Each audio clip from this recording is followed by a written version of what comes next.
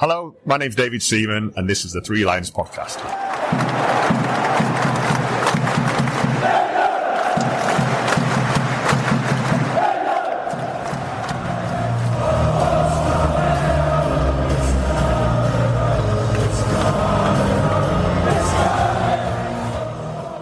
Hello and welcome to the Three Lions Podcast. My name is Russell Osborne and this is your Independent England Football Supporters Podcast. How are you? Hope you're good. Hope you enjoyed the recent episodes that came your way. There was a 3-part mini-series where we looked at all three countries that are hosting the World Cup next year: Mexico, Canada and the USA. You can obviously find those at your podcast provider of choice. Go and have a listen to those. You can share them about, but first and foremost I want to say thank you to everyone who helped me with that. Alberto from Mexico, Josh and Paul from Canada, and Gurav from the States over there. So thank you for the input from those guys. Really appreciated. That's a year away, and can you believe that it was a year ago now when the Euros were taking place over in Germany. And as regular listeners may remember, I was a regular catching the bus outside of Tesco to head to the airport. And would you believe it, here I am once again at Tesco. Tesco again. Olé, olé. Yes, I'm on my way to Andorra. I'm on my way to Toulouse to go onwards to Barcelona, where England will be playing Andorra. So come for the ride with me. Hopefully we're going to get a positive result, but hopefully we're just going to have a bit of fun, see some sights in the meantime, in amongst sitting on a coach. It's Saturday. Arrived in Toulouse last night, found my digs, quick beer, and then this morning I was up at, we had to catch a coach for 6 o'clock this morning, so it was a bit of a tough one. So up and out by 10 to 6, and we've just literally arrived now in Barcelona. It's 5 to midday. And I'm just outside the Espanyol ground, the RCDE stadium. Weather, as you'd expect in Barcelona. The sun is out, blue skies, lovely. So the thing is, though, it's dropped us right by the stadium, and if you know your Barcelona geography, you'll know that this stadium is right out of the city centre. So I'm debating to myself, do I hang around here, which I've been told isn't the most populated of areas with regards to somewhere to get drink and food, etc., or shall I see if I can get myself into town? We'll see. I tell you what though, a coach for 4 hours, I've done worse, but a coach for 4 hours is always hard. But following on from a Ryanair flight where your seat is pretty much concrete, I think I'm going to need to go and find a chiropractor of sorts when I get back. What have we got here? I think I'm walking around the backside of the stadium at the moment. It is very residential, it appears. We passed a large Corte d'Inglés shopping centre. There was another one as well. So yeah, that's the sort of area that it is. I think the stadium is a new build of sorts. I think they've built maybe, 2010 time. Just come across a statue that's here. I don't know what this is. It's obviously all in Spanish. RCDE Espanyol 1900. It's got some bronze figures on the top of it. Young child on probably his father's shoulders, holding a scarf above his head. I'm guessing that Espanyol were formed in 1900. Let's carry on walking round. And as I walk round the ground, I'm noticing that each gate, your entrance gate, each one has got a name on top of it. Probably a previous Espanyol player, I've no doubt. So if I guess you're a season ticket holder here or something, and you regularly come in and meet your mates or something, you probably go through the same gate. We'll go through gate 92, Tony Jimenez, or 90, Albert Albessa. Some of you may well know the Lionesses played Spain here in their Nations League game recently. They lost that 2-1. But as I'm just continuing walking around the ground, I said about these names above the gates. Gate number 6, Mauricio Pochettino. I was thinking to myself, I couldn't think of many players from Espanyol, but of course, yeah, Pochettino is the famous one, I guess. Answers on a postcard to any other famous ones that played here. Right, I've made a decision. I'm going to stick around at the stadium area because it appears to take about 40 minutes or so to get into the centre. And by the time you're there, find somewhere, I don't know if I can be bothered, frankly. I'll be honest, I've been to Barcelona 3-4 times before. It's a good city, but I don't feel the need to go see it once again for an hour or two. So what I'm going to do, there's actually a massive shopping centre right next door to the stadium with all your H&M's, your Primarks and jazz like that. I'm going to give that the big spurn, and I'm going to go and see if I can find something a little bit more traditional down one of the side streets around here. So let's see what we can find. Maybe a proper little bit of tapas or something. They do that in Spain. And here we are, with an hour to go. I've made my way into the stadium. A few cervezas in the local area with some England fans just chewing the fat. And I thought I'm going to make my way to the ground now. There was a few Andorran fans dotted around, and there's what are we now? It's 5 o'clock. Kickoff's at 6 o'clock. There's a little splattering of Andorran fans just to one side. They've got a drum and making a little bit of noise, and why not? I think there's going to be about 7,000 England fans here, to be honest. So we are going to rattle around in here, but let's just tell you about the ground here. It's a square ground, blue seats all around. It's got 2 big screens in each corner, executive boxes on the middle level. The upper tiers aren't being used, as you'd expect. I mean, the Andorrans, they've spent a fair bit on branding. Oh, the old FAF goes all the way around. But the pitch looks in good condition. Well, it's a nice stadium. It's nothing spectacular, but I imagine it keeps the atmosphere in. As always, let's just name check a few England flags. What have we got? We've got Reading FC, Preston North End, English Bick North. There's one there, I think. Barker's on tour, DCFC.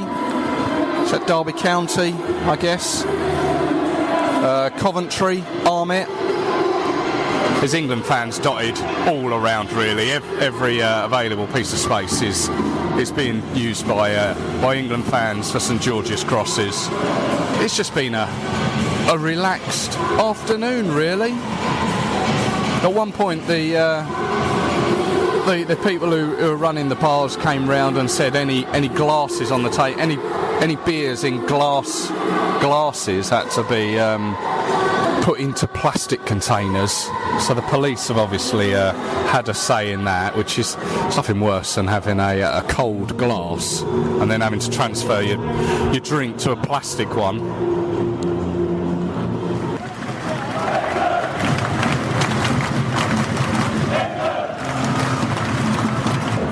Los himnos números para escuchar el himno nacional de Inglaterra. Praise for the national anthem of England.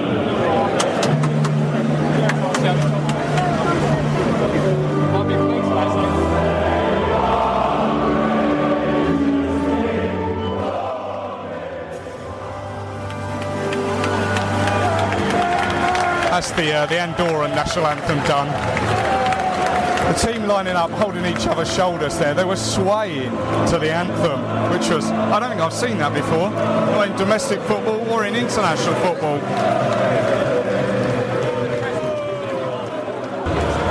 1 minute of injury time. It's currently 0-0. And if that surprises you, then you've not really been watching England enough recently, to be honest. I think there's going to be a fair few boos in a moment. We haven't been good enough. We haven't been creative enough. They're starting to come, the boos. There it is. Wow. Been here before. It's at 2008 when we were 0-0 with Andorra at half-time. As I say, we're just not creative enough. Andorra's keeper has pulled off a few good saves, fair play to him, and as the game's gone on, Andorra have grown in confidence. They've just, everyone behind the ball, as you'd expect, and they've done their job. And frankly, we haven't. You'd expect to make a few changes second half. Any excuses? It's a bit warm, but no. There was talk of warm weather training going to be used. This is warm weather. We need to get used to it. Not good enough. So as teams come back out for the second half, they're going to be attacking the goal that I'm standing behind, and the vast majority of England fans are behind. I mean, to be fair, England fans are behind both goals, but yeah, hopefully the second half we can have some action up here. Will we get a flood of goals? Yeah, I doubt it. Maybe a couple, 3 if we're lucky. But this is certainly something new for Thomas Tuchel to experience. 0-0 half-time to Andorra. Wonder what he said at half-time. Doesn't look like he's made any changes. There we go, Harry Kane. 1-0 England. Hopefully that's spread a bit of confidence around now. Just a simple tap in, really. So we've got 3 minutes injury time.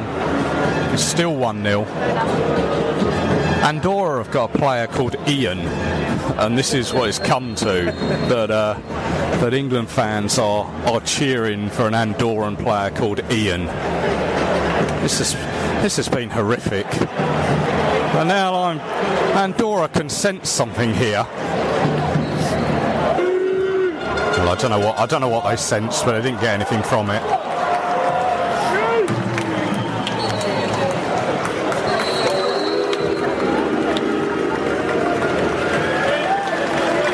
Full time. That could well be Andorra's greatest victory. It's a win, 3 points, but this has been shocking.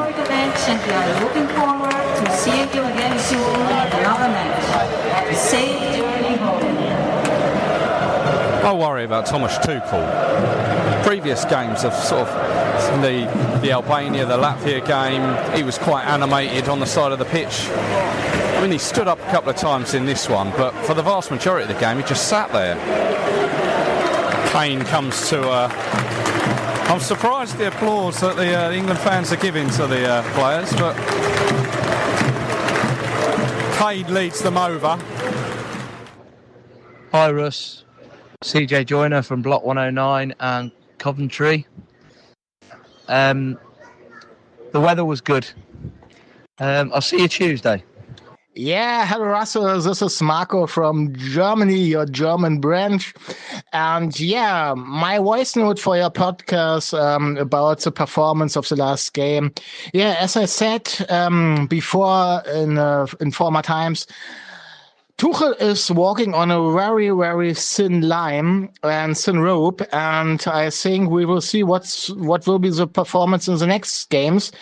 But as I said before, if he is successful, everyone will love him. Yeah, perhaps not everyone, but a lot of us.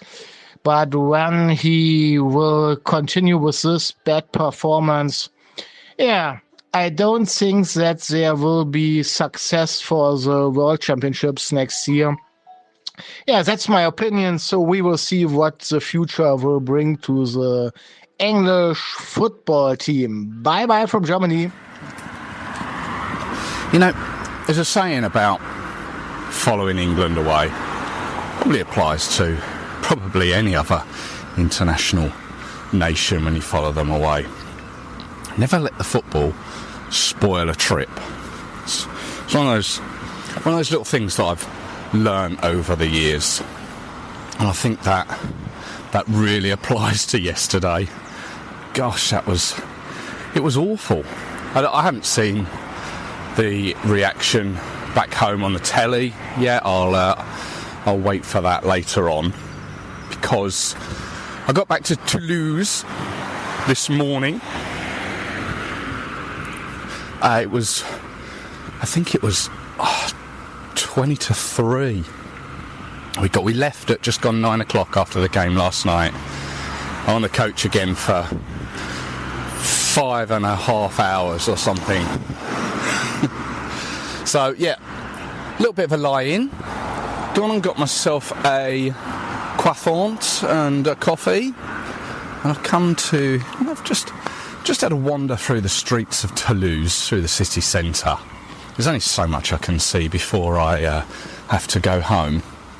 But one thing I thought I will go and see, as you do if you've got the opportunity, I'm going to go and find Toulouse Stadium, the football stadium, because that was where England played. I'm pretty sure it was Romania in 1998. So I'm going to go and have a look at that. Now, as you'll probably see on my on some of the social pages I've actually got a Toulouse football shirt, and I'll explain in a moment. But I was walking through the streets of Toulouse this morning with my croissant, and about 3 people acknowledged me in French. Oh, what do I say? Merci beaucoup.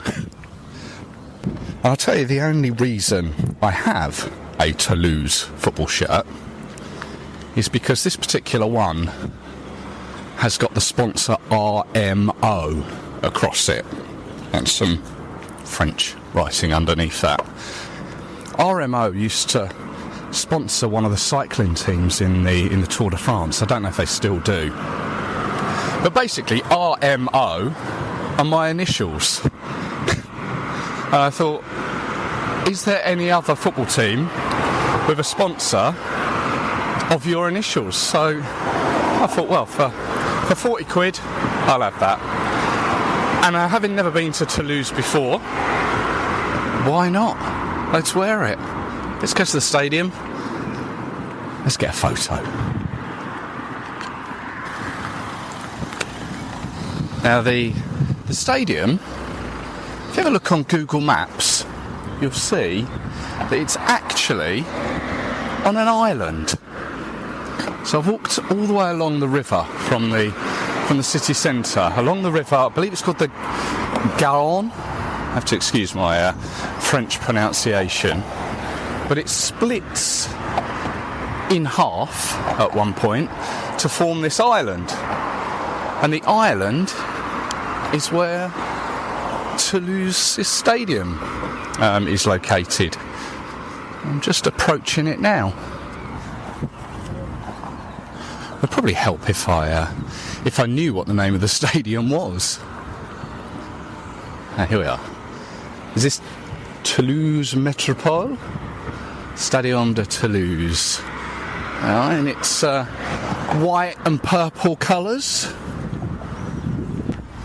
It's got quite a distinctive sort of roof that sort of bulges along. How do I get down here? That looks like some steps. It's like little domes that go all the way around it. I've got to say though, Toulouse as a city, from the very brief look that I've got of it, it appears quite nice, I've got to say.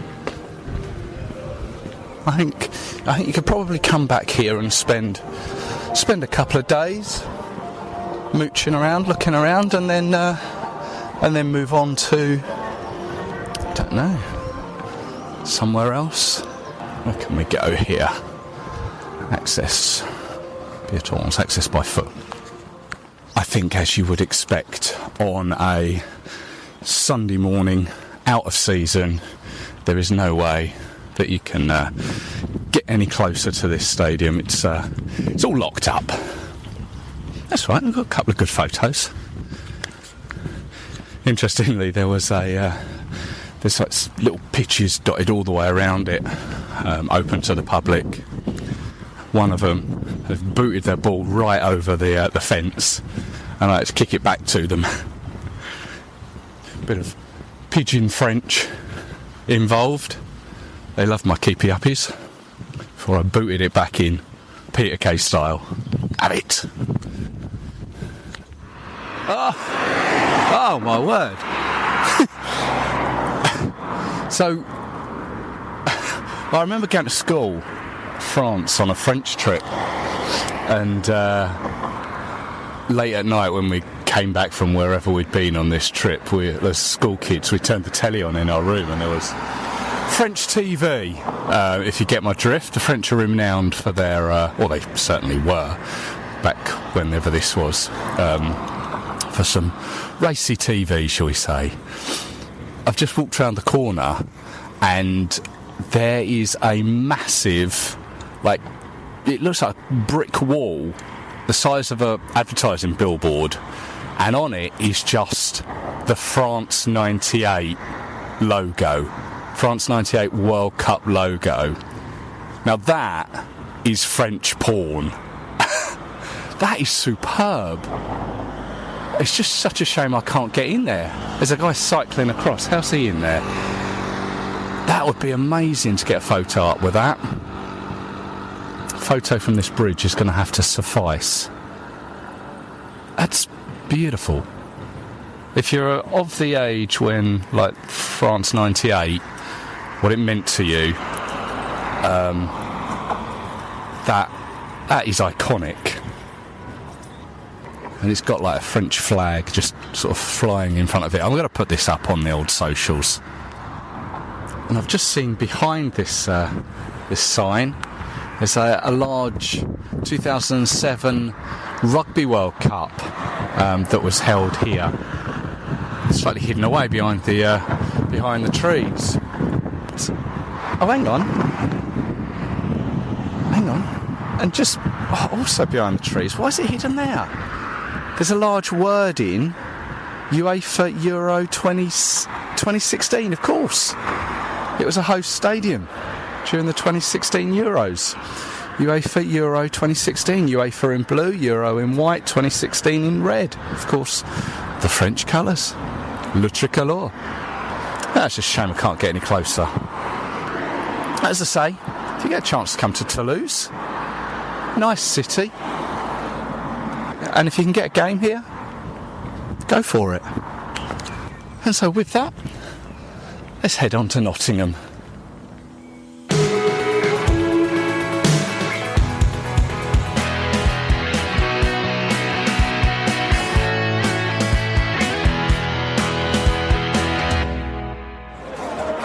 And welcome to the City Ground. It's Nottingham. It's England against Senegal. It's the first time I've been here. It's a nice tight little ground, this one. I like it. Red seats all round, as you'd expect. Nottingham Forest Football Club, the Brian Clough stand.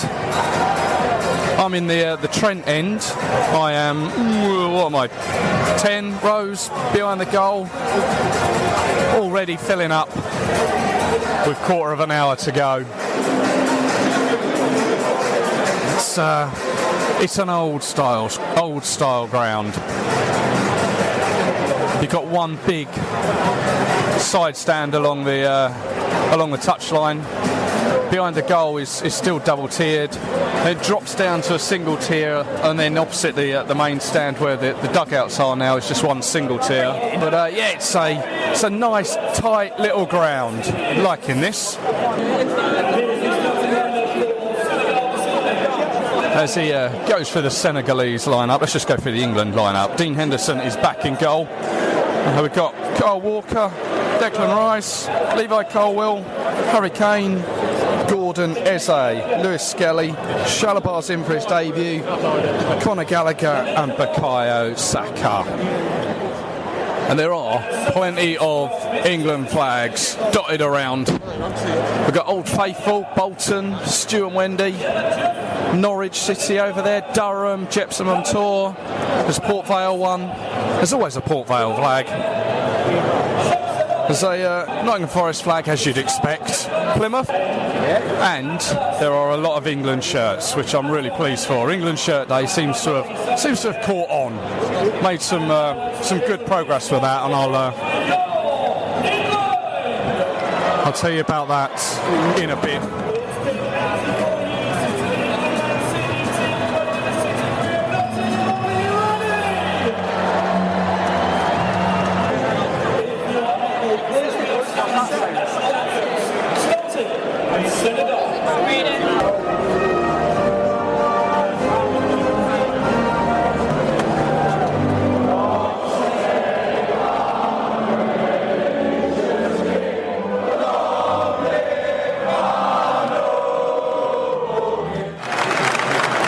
There's some banners just behind us that have been unveiled, I think by the Forest fans. I'll be honest, I'm at such an angle I can't actually read it, but they look quite big. I'm at the angle that I can't read what it actually says. Here's an observation for you. It looks like we've got a female referee, and we've also got a female lineswoman down our end. I can't see across to the other side to see whether that is a lineswoman as well. Perhaps this is where I should look in my programme. Hold on. So yeah, it looks like we've got an all-French refereeing team. Stephanie Frappart is the referee. Auriel Durant and Camille Serrano. All female officiating. And we are, a minute in, and there have already been 3-4 paper planes come down. Some things never change. 1-0 England, 7 minutes in. It's another tap in for Harry Kane.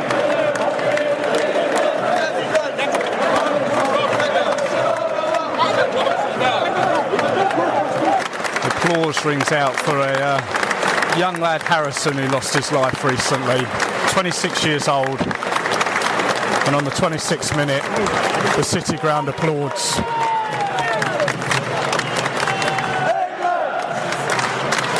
Such a young life to lose. Senegal have scored, equalised. Their fans in the upper tier there, all waving their flags, jumping around. They had an opportunity earlier on with a header which Henderson palmed away. Well, that was probably their first real opportunity. And they put it away. Just wait for the replay to come up. Doesn't look like they're going to put the replay up. But it's 1-1. To be fair, Senegal have been a decent side.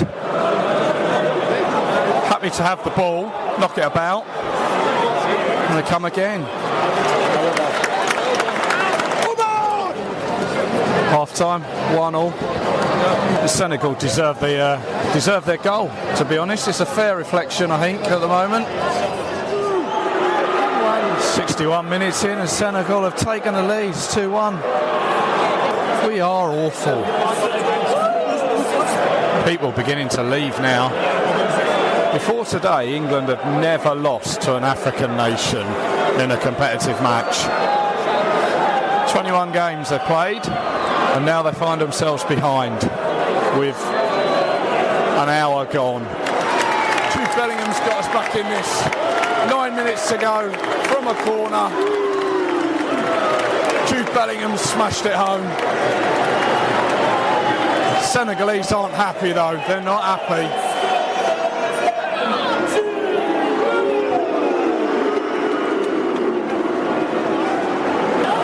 So have we got VAR in a friendly? I'm not sure. Frappa, yep, it's gone to VAR. Goal check. The referee, she was tapping her ear throughout that. I don't know what was going on there. I don't know what it's been pulled up on. There we go. There's a monitor there. She's gone to the monitor. Bellingham's pleading his innocence. This is interesting actually because all the players are surrounding the lineswoman. They're all surrounding her. Referees had to push them away. No goal. Yeah, no goal, handball. Senegal remain in the lead. And with that, Senegal go 3-1 up on 90 minutes. Breakaway goal. 4-on-1. Shocker. They're loving it though. Senegal fans up there loving it. Where is Thomas Tuchel? 1-0 against Andorra. 3-1 defeat. Home to Senegal. Not sure. Is this a disaster? Is it a blip? It's just not good enough. Players are walking around, the ground's pretty much empty, but those that are left are pretty much booing the England team. It's this combined with the Andorra performance. I don't think I've ever witnessed England be booed off like that before. It's one of the worst reactions I have witnessed, I think. Frankly, Senegal were the better team, without a shadow of a doubt. Hi, Russell. Gary here from Channel England Football. It was a disappointing international window, wasn't it? And Tuchel just seems to have lost already a big chunk of the fan base. It's quite unclear what sort of system he's trying to play.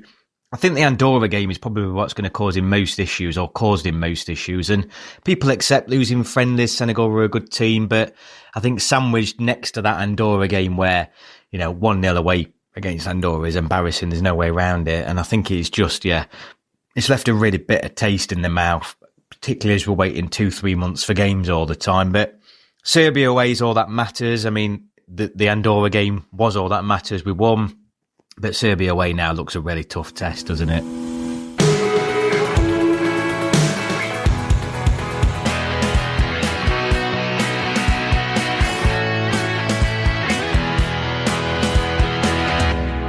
Thanks to Gary there from Channel England Football. Thanks also to CJ and to Marco for sending their contributions in, their thoughts on the games.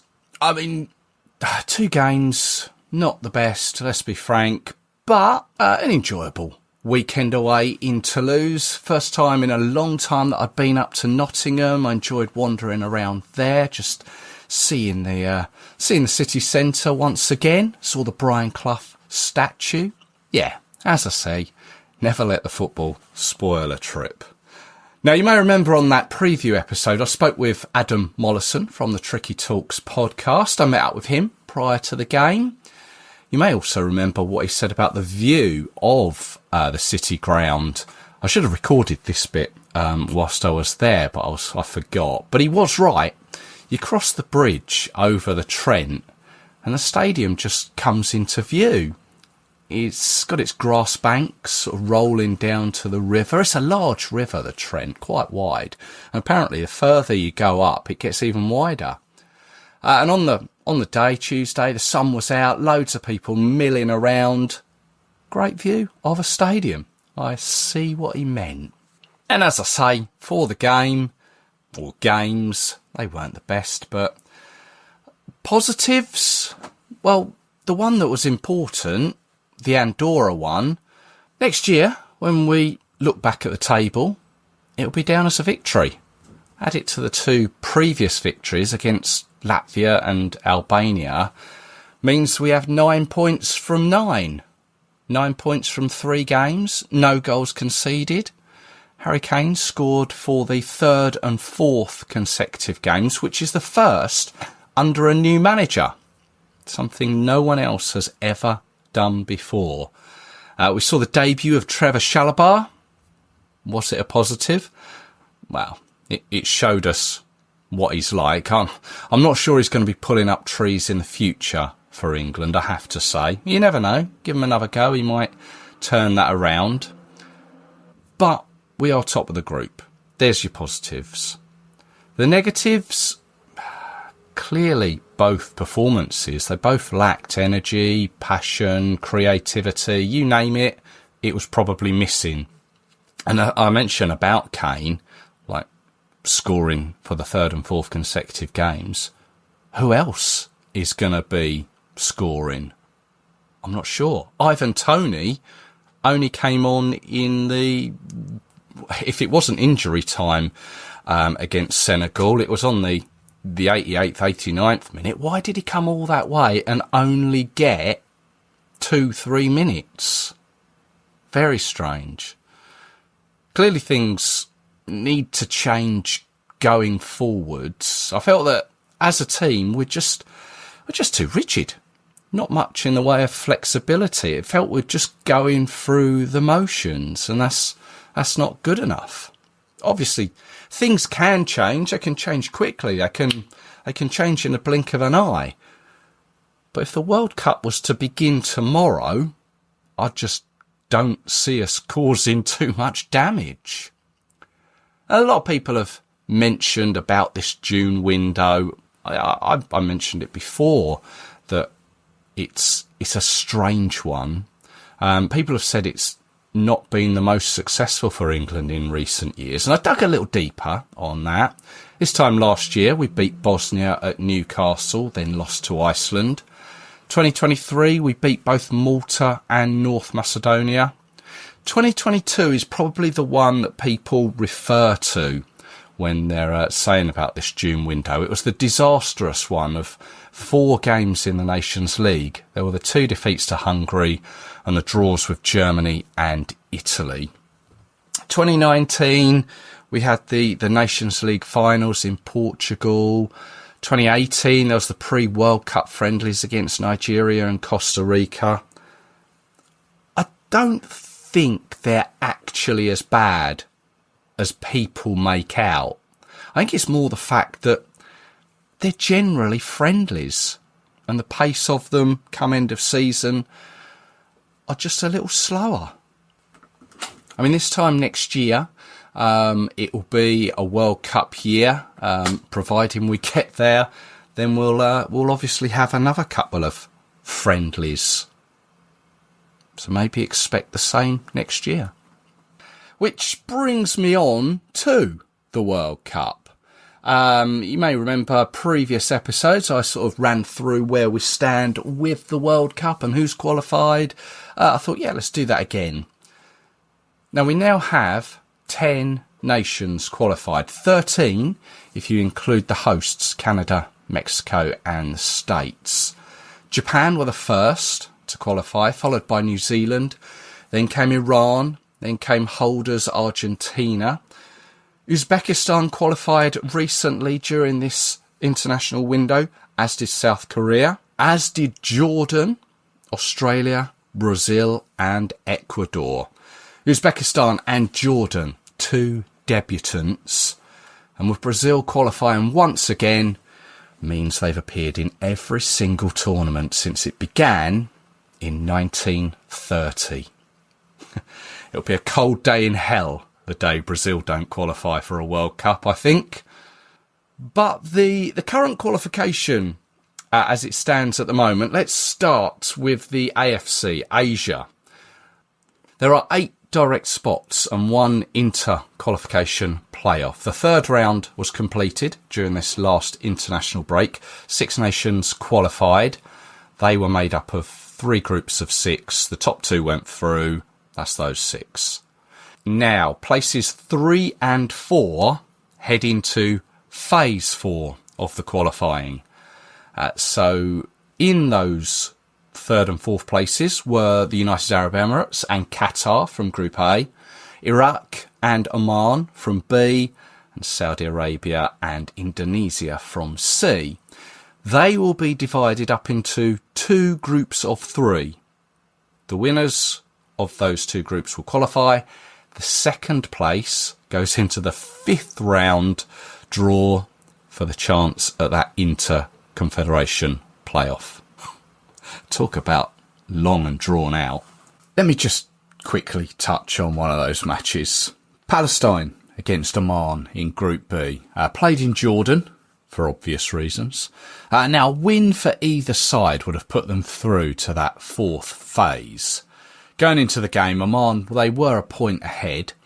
But during the game, Palestine, they took the lead shortly after half-time. They were looking good for the win, especially when Oman were reduced to 10 men with 10 or so minutes to go.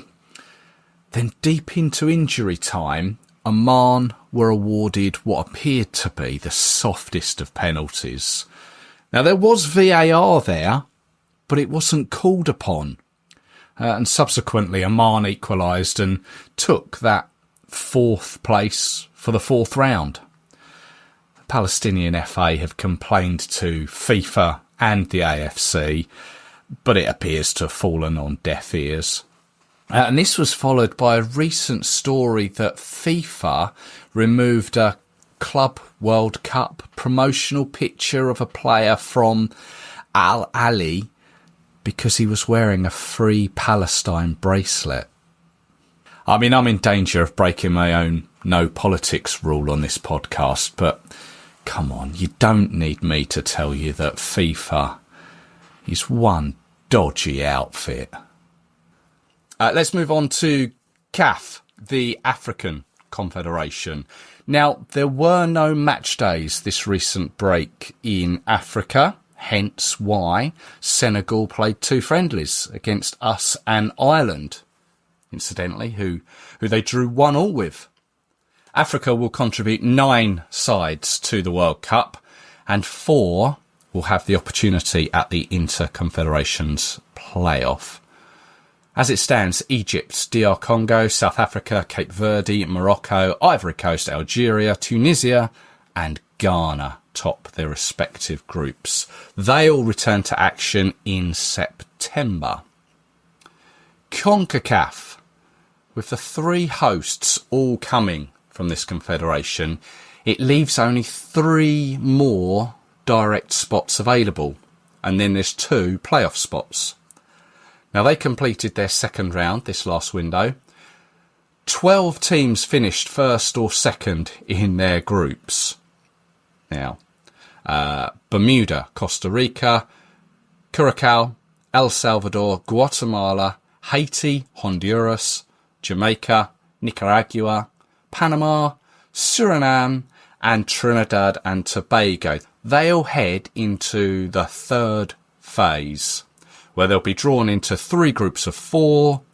Group winners qualify. 2nd place goes towards those playoffs. South America, CONMEBOL. Is that how you pronounce it? I always struggle with that one. We already know Argentina, Ecuador, Brazil are already through. The top 6 qualify. And at present, Uruguay are 4th, Paraguay 5th, and Colombia 6th. Now, 7th place goes into the playoffs. There are 2 match days left in September. Venezuela currently occupy that playoff place, but Bolivia are only a point behind. Over the other side of the planet in Oceania, We know that New Zealand are through to the finals after winning their region. And we also know that New Caledonia are into the playoffs. And that brings us to Europe and UEFA. There will be 16 European sides at the finals. Now, because of the Nations League taking place this last window, of which Portugal won for the second time, it means that 6 groups for World Cup qualifying haven't even started yet, which I find really bizarre. 24 nations haven't kicked a ball in World Cup qualification anger yet. But those that have, Finland top Group G, Bosnia top H, Norway top I, North Macedonia top J, and we top K, and the Czech Republic top Group L. So let's just take a look at our group a little bit more. As I said, we are top with 3 wins from 3, 9 points. Albania are second after playing 4 games. They got 5 points. Serbia are third with 4 from 2 games. Latvia fourth with 4 points from 3. And Andorra bottom still with no points from 4 games. Has to be said, Serbia drawing 0-0 in Albania has done us a favour. There is still a long way to go. Obviously, top team qualifies automatically. Second place advances to the playoffs. Now, speaking of Serbia, there was a fair bit of talk around where our away match will be played. Initially, and understandably, everyone assumed Belgrade. Then recently there was media speculation that it would be played in the southern city of Leskovac, in a stadium with an 8,000 capacity. And it was there where they recently played Andorra, where they won 3-0. They also played there last year against Denmark and Switzerland. But their Nations League game in March against Austria was played in Belgrade in front of 22,000. There appeared to be some political talk surrounding it, but now the Serbian official Twitter account confirmed on the 12th of June that it would be played in Belgrade at the Rajko Mitic Stadium. It's a stadium with a capacity of 52,000. Now, if you've ever seen the footage of the eternal derby between Red Star and Partizan with all the flares, then that's your stadium. Yes, I know Red Star isn't the proper name, but I can't pronounce that name properly. Credit to you if you can. Anyway, it's good news if you are looking at going. Sadly, though, it's not one that I can do, which is a shame. Now, as I mentioned at the beginning, we are fully aware that Mexico, Canada and the USA are hosting next year's finals. Recently, I spoke with people from each country to get the feeling from each nation. I hope you found them interesting, those episodes. Some tips and hints there. If you've not heard them yet, they are available at your podcast provider of choice or 3lionspodcast.com. Please go check them out. England are next in action in September when we face Andorra at Villa Park on the 6th of September. Then that game is followed by the Serbia away game on the 9th. I think that is me done for this episode. As always, thank you very much for tuning in. Sorry it was a little bit later than normal with regards to a review. I know the under-21s Euros has started now. I think I've missed the boat as to previewing that. But don't forget, you can see their games on Channel 4. They started with a 3-1 victory over the Czech Republic, or Czechia, in Slovakia. You heard Gary from Channel England Football a moment ago. Why not tune into his channel, as he's been doing some successful watch-alongs for those under-21s games. Before I go, I just also want to say a huge thank you to all that got involved in England Shirt Day on Tuesday the 10th of June for the game against Senegal. Sure, the result didn't go our way, but I saw loads of different England shirts on show all around the city ground and in a couple of the pubs beforehand. Really appreciate all the help I had in promoting it, those retweeting it, mentioning it in group chats, etc. Lots of people I spoke with said it was a great idea, which is really nice to hear. Shout out to both Henry Winter and the BBC 5 Live's John Murray, who mentioned it. Three Lions too. Matt Asprey as well gave it a mention in his England diaries. Yeah, Block 109 as well. Loads of people helped me give it a little bit of publicity, so I thank you. Thank you. We raised in excess of £600 for the Bobby Moore Fund for bowel cancer. So once again, thank you so much for your generosity. It's going to help some people out. I think it worked on this occasion as it was a friendly during the summer. The sun was out. It was a game on the road. Would it work at Wembley? I don't know. Maybe we'll try it. We'll see how the fixtures fall for this time next year. But I am open to all ideas. If you've got one, drop me a line, either on the socials or on email, 3lionspodcast@gmail.com. But once again, thank you so much. And once again, thank you very much for tuning in. Always appreciated. I think I might take a little bit of time off for a week or two now. I've got a few personal things to attend to, but I'll be back soon with some more England-related content. So please make sure you stay subscribed and you'll not miss anything. So until then, take care of yourselves. Cheers.